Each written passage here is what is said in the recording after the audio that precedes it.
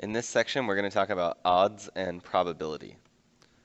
So we'll start with probability, and probability is just some number between 0 and 1. It's a decimal. We're used to seeing probability as like a percentage, like 50% or 70%, but really it's just a decimal between 0 and 1 that we're expressing as a percentage. So let's say we want to find the probability that this thing A will happen. To find the probability, we're going to say the number of possible outcomes in event A, divided by the total number of outcomes. It's really like if there's all of this area, and this is the total number of outcomes, this entire area. A is just going to be a small set of the total number of outcomes. So let's say there's 4 chances that A will happen, and there are 6 chances that aren't A that will happen. So the probability of this event occurring will be 4, because there's 4 chances that A will happen, divided by the total number, so divided by 10, because it's 6 plus 4. So the probability is going to be 2/5, or 0.4, that this thing A will occur. So some of the questions that you'll see will say things like, there's an equally likely chance of you choosing a number between 1 and 20. Then it'll say, so what are the odds, or what is the probability, rather, of choosing a perfect square? What's the probability of choosing a perfect square? So of course, to find the probability of this occurring, we'll just say it's A, choosing a perfect square, that's event A. We have to think of the perfect squares between 1 and 20. So 1's a perfect square, 4 is a perfect square, 9 and 16.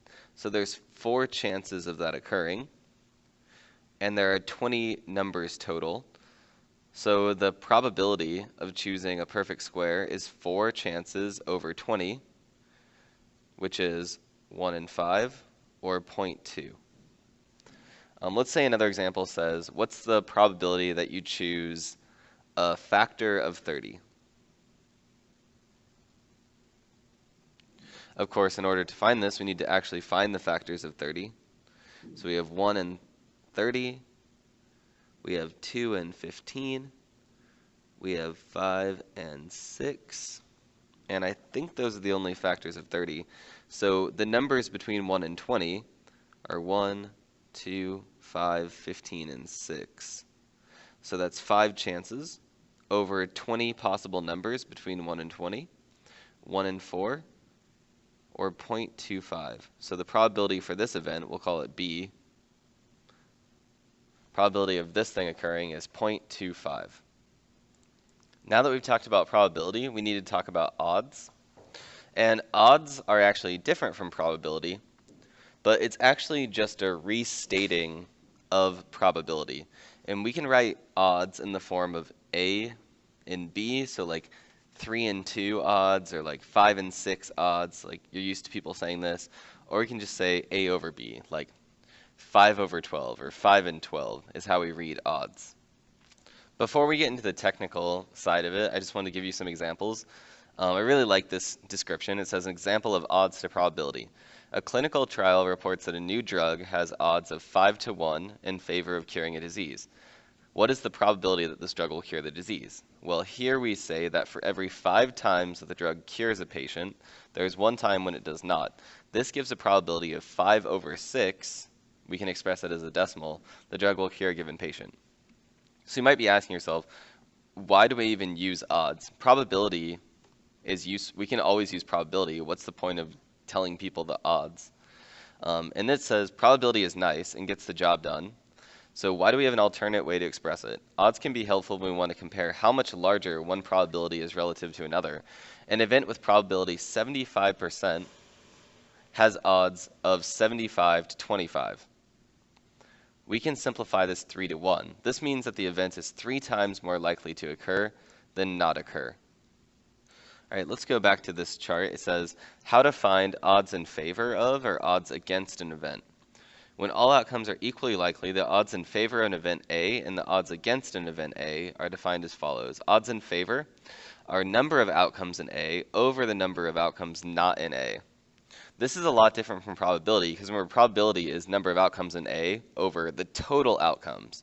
But this one's just number of outcomes in A over the ones that are not in A, so like the opposite of what we want to happen. And the odds against event A are number of outcomes not in A divided by outcomes in A. So it's just the flipped version. Depending on what you want, are you looking for odds in favor of what you're doing or odds against what you're doing? We'll take a quick look at this example from the book. It says a card is drawn from a standard deck of 52 cards. Find A, the odds in favor of drawing a 10, and B, the odds against drawing a club. So A, the odds in favor of drawing a 10 are, well, the number of 10s in a deck of cards. There are 4 of them. And then you got to think, how many non-10s are there in a deck of cards? That's 48, which is 1 over 12. Or we can write it as 1 to 12. So there's a 1 in 12 chance in favor of drawing a 10. B is, of course, opposite. It says the odds against drawing a club. So we want the non-clubs on top. So there are 39 non-clubs, and there are only 13 clubs. We can reduce this to 3 over 1, or 3 to 1. So the odds against drawing a club are 3 to 1.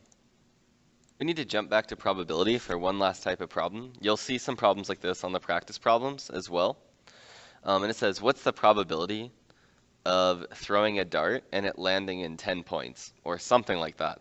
So what you need to do, of course, is probability of getting 10 points equals this space, so literally the area of that, divided by the total area of the dartboard. Assuming that you can't just like miss the dartboard entirely, which of course is a real possibility. So the area of the top is going to be, I don't know, it has a 3-inch radius, so pi times 3 squared, divided by the total area. It's 18 times 18 because it's a square, so 18 times 18. Pi 3 squared, gonna have to do this on a calculator really fast. And this gives us a probability of 0.0873, roughly. So the probability of throwing a dart randomly at this board and getting 10 points is 0.0873. And you can change this up depending on what area you need to solve for.